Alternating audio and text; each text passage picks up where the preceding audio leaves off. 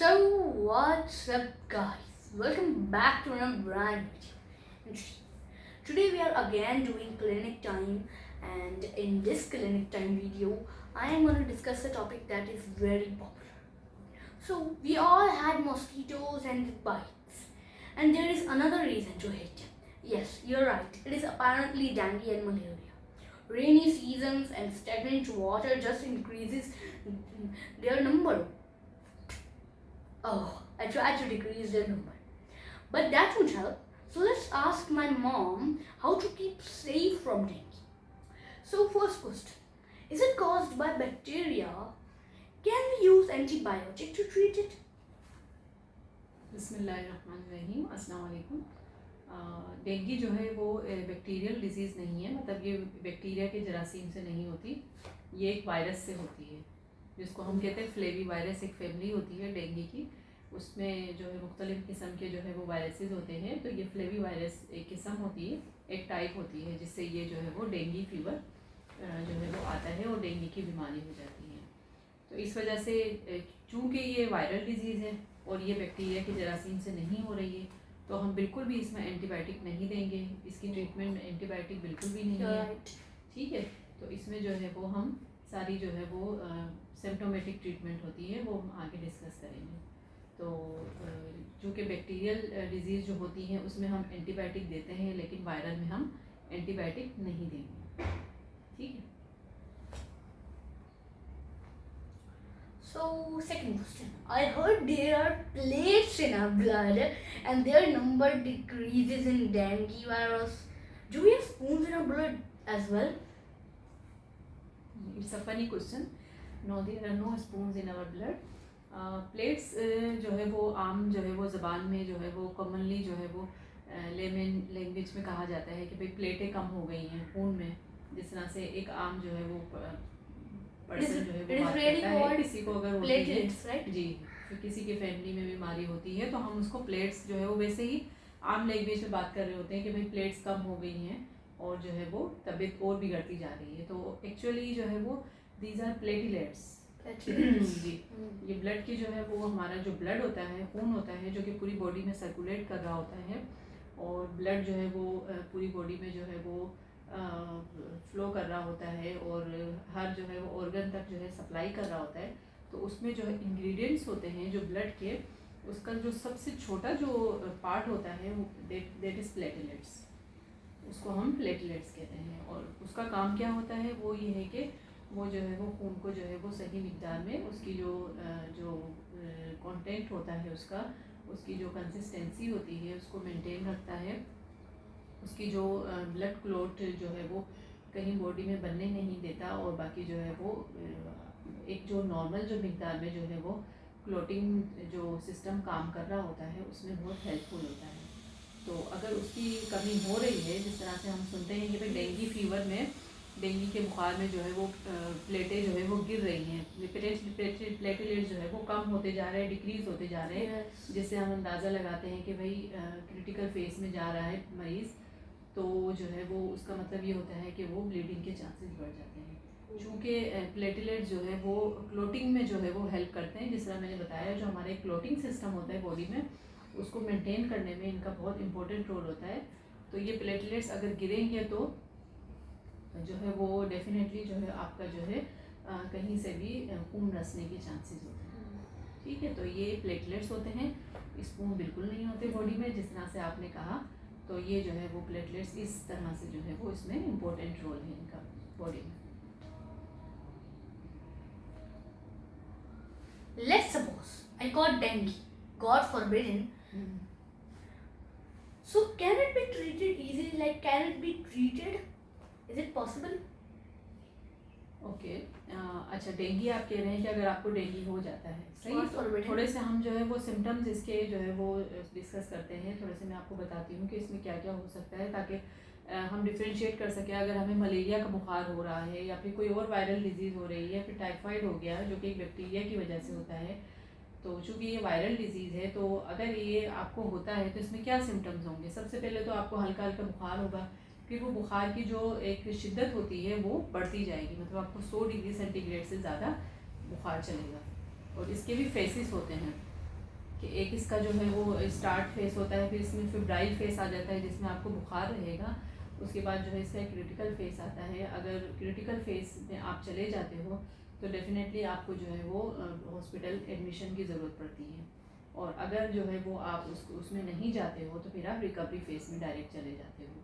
तो ये इसके 3 से 4 फेजेज़ हैं और ये जो है वो तकरीबन 6 से 7 दिन जो है ये बीमारी जो है वो कंटिन्यू करती है और इसके बाद जो है इसकी शिद्दत आहिस्ता आहिस्ता कम होती जाती है। इसके जो फेजेज़ हैं वो जो है वो तकरीबन 6 से 7 दिन चलते हैं।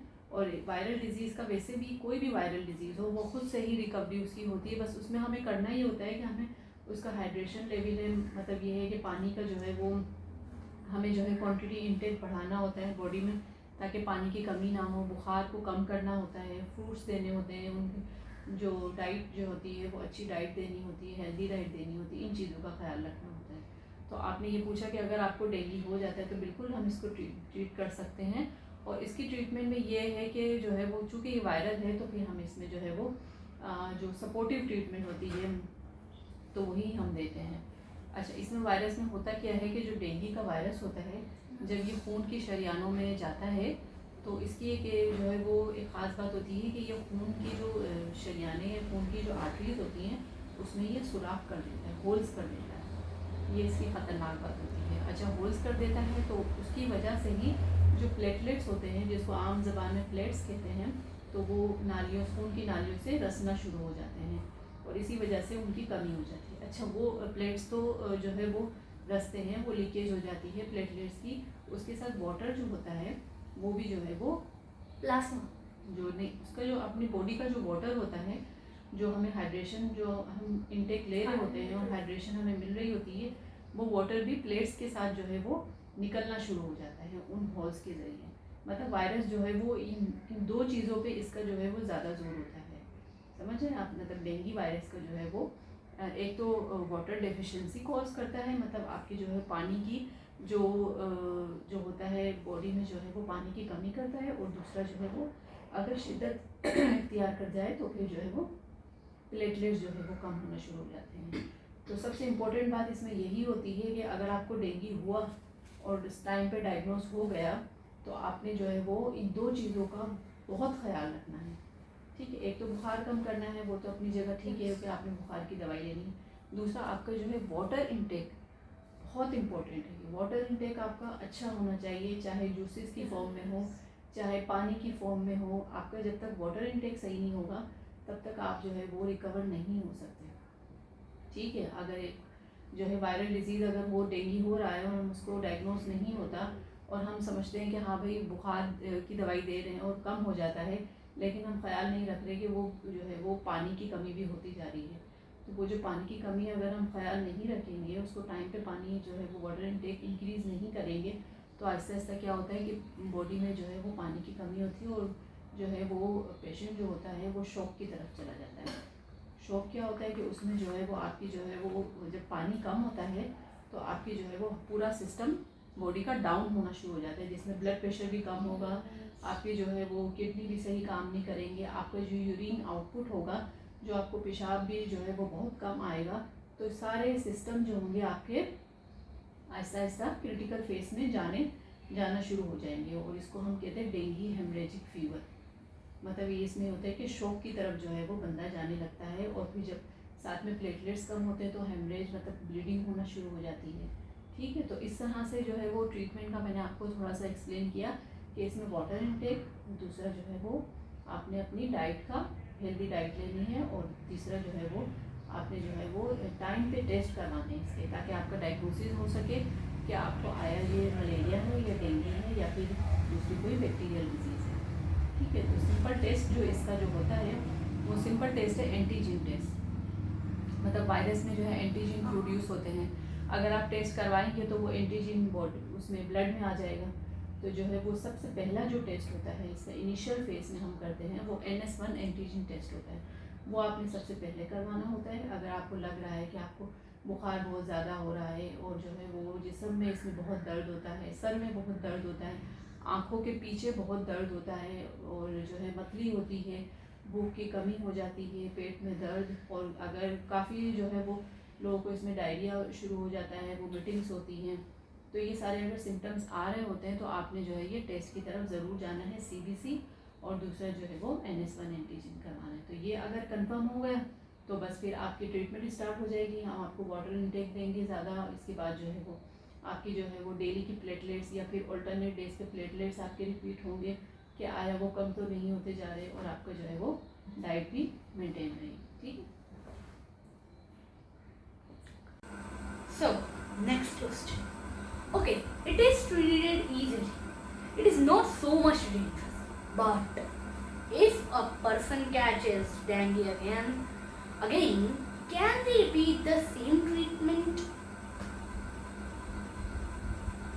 Yes, it is easily treated if patient has no other disease, has no other comorbidities. अगर कोई और बीमारी नहीं है पेशेंट को, जैसे कि शुगर हो गई या ब्लड प्रेशर हो गया या फिर जी दिल की बीमारी हो गई या फिर कोई और जो है वो इसी तरह कोई इम्यूनो डेफिशिएंसी जो डिजीज़ होती हैं जिसमें इम्यूनिटी लो होती है, तो उसमें जो है वो बंदे का बीमारी से दोबारा से रिकवर करना थोड़ा सा डिफ़िकल्ट हो जाता है। तो अगर वो कुछ ऐसी चीज़ें नहीं हैं तो बिल्कुल ये रिकवर होने वाली बीमारी है। वही मैंने बताया 6 से 7 दिन जो है वो लेती है और फिर ये अपने ही टाइम पे रिकवर हो जाती है। What if अगर मतलब कि इसको कोई और बीमारी हो तो क्या इसमें मुश्किल हो जाएगी? जी, उसमें मुश्किल हो जाएगी। उसमें हमें थोड़ा सा जो है वो ज़्यादा टेक केयर करनी पड़ेगी। उसमें हम जो है वो कंट्रोल हमारा अच्छा होना चाहिए। लाइक अगर शुगर है पेशेंट को तो फिर उसमें हमारा शुगर का कंट्रोल जो है वो ज़्यादा इम्पोर्टेंट होगा, क्योंकि जो है वो शुगर आपको पता है कि इम्यूनिटी जो है वो डिक्रीज़ करती है, और जितनी शुगर बॉडी में जो है वो लेवल ज़्यादा आएंगे उतनी जो है वो पेशेंट के बीमारी की शिद्दत के जो है वो अलामात भी बढ़ जाएंगी और रिकवरी में भी टाइम लगेगा, और फिर एक तरह से जो है वो थोड़ी सी जो है वो डेंजरस भी हो सकती है। तो इस वजह से अच्छा आपने पूछा कि सेकंड टाइम होती है। अच्छा, सेकंड टाइम अगर ये होगी, फर्स्ट टाइम तो रिकवर होगी, अगर सेकंड टाइम होती है then it will be dangerous for healthy patient too. मतलब हेल्दी जो पहले से जिसको कोई बीमारी नहीं है और उसको सेकंड टाइम हुई तो उसके लिए भी डेंजरस है। क्यों है? क्योंकि जो है वो डेंगू वायरस के डिफरेंट स्ट्रेन होते हैं। जी, अगर फर्ज करें कि मुझे एक स्ट्रेन से जो है वो फर्स्ट टाइम डेंगू वायरस जो है वो बॉडी में इंटर हुआ मॉस्किटो के थ्रू, मच्छर के थ्रू, तो जो है वो उसने जो है एक बार डेंगू कर दिया, ठीक है, और मैं रिकवर हो गई उससे। अच्छा, सेकंड टाइम, अच्छा वो जो स्ट्रेन था उससे जो है वो जो है उसको मेरी बॉडी ने आइडेंटिफाई कर लिया, उसको मेरी बॉडी ने पहचान लिया और उसके अगेंस्ट जो है वो इम्यूनिटी डेवलप हो गई, क़ुव्वत मुदाफ़ियत बॉडी में है मेरे पास। अगर वही स्ट्रेन दोबारा से मेरी बॉडी में इंटर होगा तो मैं रिकवर हो सकती हूँ। मतलब एंटीबॉडीज़ होती हैं, इम्यूनिटी जो सिस्टम होता है उसमें एंटीबॉडीज़ डेवलप हो जाती हैं जो उस एंटीजन को किल कर देती हैं। पहली बार हुआ तो हमारे बॉडी को पता नहीं होगा, और फिर दूसरी बार उनको आइडेंटिफाई, हाँ, तो सेकंड टाइम जो है वो आइडेंटिफाई कर लेगी उसी स्ट्रेन को। अगर वो डिफरेंट स्ट्रेन है तो फिर जो है वो डेंजरस हो जाएगी। तो उसमें हमें फिर जो है वो ट्रीटमेंट, उसमें कॉम्प्लिकेशन के चांसेस भी ज़्यादा होंगे, और उसमें जो है वो डेंगू चूँकि पहले हो चुका है तो इम्यूनिटी पहले ही पेशेंट की डिक्रीज़ है, तो उसमें जो है वो हमें ज़्यादा जो है टेक केयर करनी पड़ेगी। और वो एक तरह से डिफरेंट स्ट्रेन होने की वजह से, वायरस के डिफरेंट स्ट्रेन होने की वजह से वो जो है वो डिजीज़ थोड़ी सी डेंजरस हो सकती है, ठीक है। वरना ये बीमारी जो है वो रिकवर हो सकती है, जैसे कि 6 से 7 दिन जैसे मैंने बताया।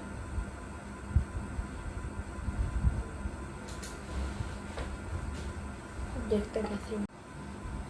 Oh, it can be very much dangerous. So, yes, if it will be for second time, na, or yes, for with disease, then it with will other be diseases, with and other if it disease. is not a healthy person who Yes. is aged. So, how can we protect Another thing, like it will be in the aged patient. अगर जो है वो as ज़्यादा है patient की, old patient हो गए, उसमें इम्यूनिटी वैसे ही कम होती है, तो उसमें फिर जो है वो ज़्यादा डेंजरस हो सकती है। Then it will be complicated case. So, it can be very dangerous. So, how can we protect ourselves from dengue, and how can we prevent these mosquito diseases? Yes, ये बहुत अच्छा क्वेश्चन है कि prevention, अगर prevention हो गई disease ही नहीं होगी, और आपको जो है वो आगे जो है वो कॉम्प्लिकेशन की जो है वो इतने नहीं होंगे कि भाई अगर कोई वायरल ऐसे ही हो रहा है, फ्लू हो रहा है, तो उसमें जो है वो आप फ़ौरन से रिकवर हो जाते हो। लेकिन अगर आपने इसमें प्रिवेंशन हो गई तो फिर इसमें जो है वो इससे अच्छी बात हो ही नहीं सकती, prevention is better than cure. Yes. तो इसमें जो प्रिवेंशन होगी वो जिस तरह से जो है वो आपको मालूम है कि मच्छर के थ्रू जो है वो बॉडी में वायरस इंटर हो जाता है। मच्छर हो गया तो मच्छर जो है वो अगर ये मच्छर के थ्रू बॉडी में इंटर होता है तो इसका मतलब ये है कि मच्छर को हमें जो है वो रोकना है। Oh yes. ठीक है, तो उसके सारे दरवाजे हमने बंद करने हैं। अगर वो डोर से आ रहा है तो फिर जो है वो हमें अपने जो है वो नेट लगानी है अपने डोर्स पे, विंडोज़ पे। और जो है वो इसके अलावा इस मच्छर की जो टाइमिंग होती है, इसकी टाइमिंग ये होती है कि सूरज जो है वो निकलने से थोड़ी देर पहले ये काटता है सुबह के टाइम, हाँ. और शाम में जो है वो सूरज गुरूब मगरिब होने के से बाद. नहीं, तो गुरूब होने से पहले जी सनसेट से जो है वो पहले और उसके बाद भी, मतलब पहले भी काट सकता है, पहले भी काट जी सनसेट से पहले और उसके बाद। और और और छोटे बच्चों के लिए प्रिवेंशन के लिए कुछ स्पेशल नेट्स भी आते जी हैं। सुबह में जो है वो सनराइज से पहले ये इसकी जो है स्पेशल टाइमिंग है, इसमें हमें ख़ास तौर से ख्याल रखना है। और इसका ये है कि ये मच्छर जो है वो ज़्यादा फ्लाई नहीं कर सकता। हाँ, Means ये है इसकी इतनी ज़्यादा ड्यूरेशन नहीं होती और इतना ऊपर भी फ्लाई नहीं कर सकता, ज़्यादा फ्लाई नहीं करेगा। अगर आपके घर में मौजूद है तो फिर इसका मतलब ये है कि ये वहीं मौजूद रहेगा, उसको आपने जो है वो किसी न किसी तरह किल करना है।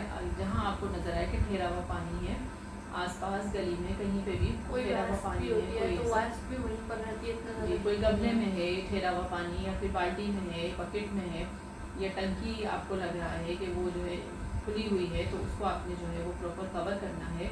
तो ये सारी जो है वो चीज़ें हैं जो कि ज़रूरत है। और अपनी बॉडी को सबसे पहले कवर करना है, आपने लॉन्ग स्लीव्स पहनी है, ट्राउज़र पहनने हैं, और जो मॉस्किटो रिपेलेंट जो आते हैं, लोशंस आते हैं, अगर एक्सपोज एरिया है और आपको रिस्क लग रहा है तो वो आपने अप्लाई कभी रूफ पर जाएं मजे के लिए, ऐसे ही तो करना चाहिए, उसमें हमने प्रिवेंशन ये करनी है। और इसके अलावा स्प्रेज होते हैं, मॉस्किटो रिपेलेंट स्प्रेज हैं, वो आपने जो है वो अपनी जो है प्रेजेंस में, मतलब ये है कि वो करके आपने रात को करके छोड़ देने हैं ताकि सुबह तक जो है वो मॉस्किटो सारे किल। और कुछ ऐसे इलेक्ट्रिक ट्रैप्स भी आते हैं जिनमें जिनके अंदर लाइट होती है और बाहर वो नेट होती है जिससे इलेक्ट्रिक। अब तो काफ़ी एडवांस चीज़ें आ गई हैं, तो हम जितना बेसिक प्रिवेंशन कर सकते हैं वो हमें करनी चाहिए।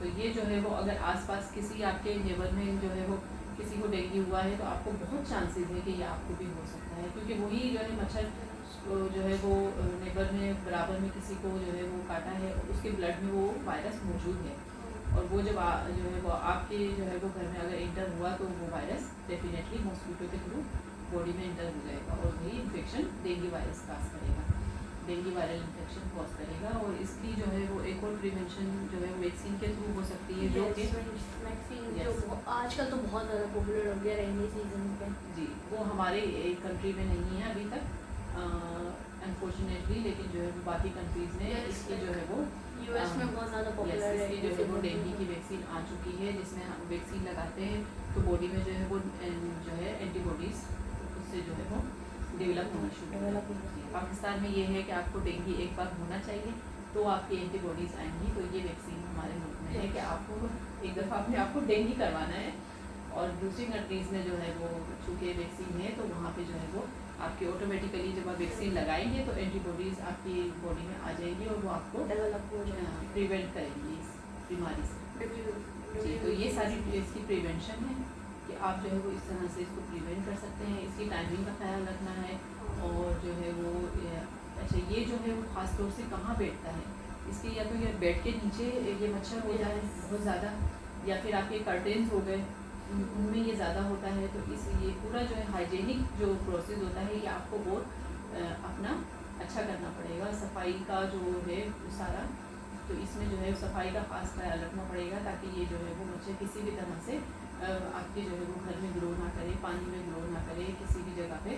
तो ये जो है वो सारी इसकी प्रिवेंशन है, उस तरह से हम इससे बीमारी से बच सकते हैं। सो गाइस आई होप आपने अंडरस्टैंड किया होगा कि कैसे हम लोग बच सकते हैं, प्रिवेंट कर सकते हैं, how we can prevent these mosquitoes. So I hope you learn a lot today.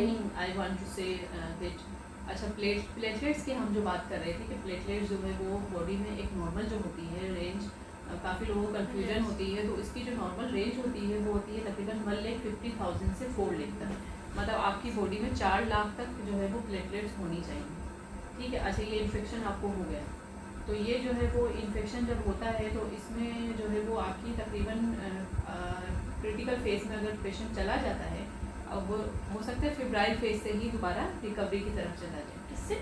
अगर क्रिटिकल फेज में चला गया, मतलब बहुत ज़्यादा क्रिटिकल हो गया पेशेंट, उसका जो है वो बुखार भी नहीं उतर रहा है, ब्लड प्रेशर लो हो रहा है और वाटर इनटेक अच्छा नहीं है, पानी की कमी हो गई है, तो उसमें जो है वो प्लेटलेट जो है वो मज़ीद गिरेंगे।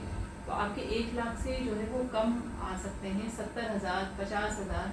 फिर इतना होता है कि क्रिटिकल फेज इतना मतलब क्रिटिकल हो सकता है कि आपके 10,000 भी जो है वो प्लेटलेट्स आ सकते हैं, मतलब 10,000 दैट इज़ डेंजरस। अगर आपके 10,000 10,000 only. 10,000 RBCs 4 तो लाख से आपके 10,000 तक भी आ सकते हैं in critical phase. Red blood cells तो मोस्टली 1 मिलियन से भी ज़्यादा में आ जी, जाते हैं। इसमें जो है वाइट ब्लड सेल्स भी कम हो सकते हैं, आपके जो इम्यूनिटी के जो सेल्स होते हैं वो भी कम हो जाएगी, क्योंकि इम्यूनिटी लो हो रही है तो वो भी कम होंगे, और आपके प्लेटलेट्स भी जो मतलब इतने गिर सकते हैं। तो इसमें आपने जो है वो अगर स्टार्ट से जो है आपने ये सारी चीज़ें नहीं की और वाटर इनटेक नहीं किया, पानी की कमी का ख्याल नहीं रखा और अपनी डाइट हेल्दी नहीं रखी, तो फिर ये इतना मतलब क्रिटिकल हो सकता है। तो फिर उसमें हमें जो है वो जो प्लेटलेट्स होते हैं वो हमें बाय इन्फ्यूजन देने पड़ते हैं, वो हमें ड्रिप के थ्रू लगाने होते हैं। तो इसमें आपको जो है हर ऑल्टरनेट डेज पे अपने प्लेटलेट्स चेक करवाने होते हैं कि आपके प्लेटलेट्स कितने बढ़ रहे हैं, नॉर्मल हो रहे हैं कि नहीं हो रहे। काफ़ी लोगों में होता है, मतलब मोस्टली जो 80% होते हैं वो रिकवर क्रिटिकल फेज से भी रिकवर हो जाते हैं। ये शुक्र है, मतलब इतनी अच्छी जो है वो इसकी रिकवरी है वायरल डिजीज़ की कि 10,000 भी होते हैं और फिर आहिस्ता आहिस्ता इंक्रीज़ होनी शुरू हो जाती है। लेकिन हमने ख्याल बहरहाल उसमें भी रखना है कि आया कम तो नहीं, अगर बढ़ रहे हैं तो फिर वो अपने टाइम पे जो है नॉर्मल हो जाते हैं। लेकिन अगर जो है वो इसमें ये ख्याल रखना होता है कि ब्लीडिंग हमने नोट करनी होती है। अच्छा, ब्लीडिंग जो है वो एक तो नोज़ के ज़रिए हो सकती है और दूसरा जो है माउथ के ज़रिए, GIT ट्रैक्ट में जो होती है, जो मैदे में या फिर जो है वो दूसरी जो है हमारे GIT ट्रैक्ट के जो पार्ट्स हैं, अगर उनमें होती है तो वो ब्लीडिंग ख़तरनाक होती है। तो ये ब्लीडिंग का हमने जो है वो ख्याल रखना है कि कहीं से भी ब्लीडिंग तो नहीं आ रही। और दूसरा इसमें होती है कि रेशेस बॉडी पे भी हो सकते हैं, एक रेशेस का भी ख्याल रखना होता है कि आपने नोट करना होता है कि कहीं पे बॉडी पे रेश तो नहीं है। तो वो भी एक अच्छा जो है पॉइंट होता है कि आप समझ जाते हो कि हाँ, हो सकता है कि डेंगू तो नहीं हो रहा है, कि क्योंकि एक बिल्कुल रेड जो होता है रेश, वो इसमें जो है वो बैक पे या पूरी बॉडी पे रेश हो सकता है। तो उसको हम जो है वो दबा के देखते हैं, अगर वो रेश जो है वो डिसअपेयर नहीं होता, मतलब वो ख़त्म नहीं होता दबाने से, तो वो कंफर्म पॉइंट होता है कि आपको डेंगू हो चुका है। तो इस तरह से डॉक्टर्स टेस्ट करते हैं कि एक जो रेश होता है आम रेश, कि आपको मच्छर काटा है, कोई एलर्जी हुई है, आपने प्रेस किया तो वो जो है वो रेश ख़त्म हो जाता है। और अगर दबाने पे वो ख़त्म नहीं हुआ, आपकी बॉडी जो है रेड है, तो वो कंफर्मेशन होती है कि आपको जो है वो डेंगू वायरस आपकी बॉडी में इंटर हो चुका है। तो ये सारे जो है वो पॉइंट्स होते हैं जी, तो इनका हमें ख्याल रखना पड़ता है। इसमें अगर हमने स्टार्ट से ख्याल रखा तो ये जो है वो डिज़ीज़ इतनी ज़्यादा जो है वो कॉम्प्लिकेशन की तरफ नहीं जाएगी और रिकवरी अपने टाइम पे ही खुद ही जो है वो रिकवरी हो सकती है। So I hope आपने बहुत ज़्यादा लर्न किया होगा, and this was a video, a cool video, or informative video. Hope you liked it, and bye bye.